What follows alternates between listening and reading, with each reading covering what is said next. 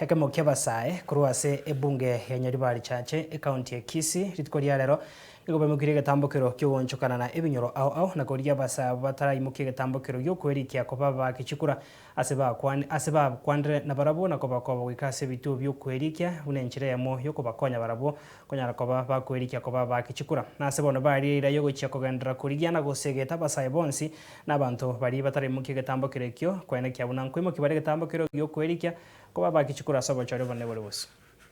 from now between 3 to 5 ngoli exact time don't make exact time ndio wana nyogo teto go change yo koraga lakini anya tolishua na polling station na bogo jokon confirm na into bad ko inoiga muntu maiza batay ni angaro jaka Jafet Onyambo muraibe kyombe kibirongo itukoria rero twabere no mugoka senyincho twatebanetia ebijana byons bibire Kenyoro bitarabwata chikura tasoke Kenyoro tobirigi and we want to thank God in alit koria rero twakorre gasi yerene ne mono ekara tware tire bijana 60 yabwatire chikura ebinya so we are urging ebijana byons bibire Kenyoro bitarabwate kura bisoke in large numbers kwanza litukoria mambi abwate kura ekakere kura nere ngugo yao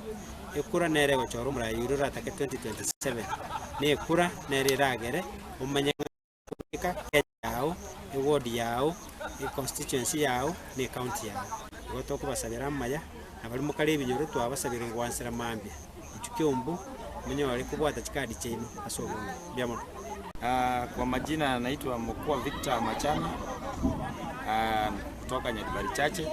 Sasa tuko Keumbu, tangu asubuhi tumekuwa na exercise ya kuandikisha vijana ambao hawajajiandikisha kama wapiga kura.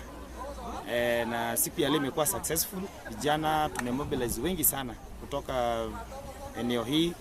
na wamejiandikisha, na hii exercise tutaendelea nayo. Tunahimiza kila mtu, hata kama ni mzee ama yeyote ambaye hajashika kura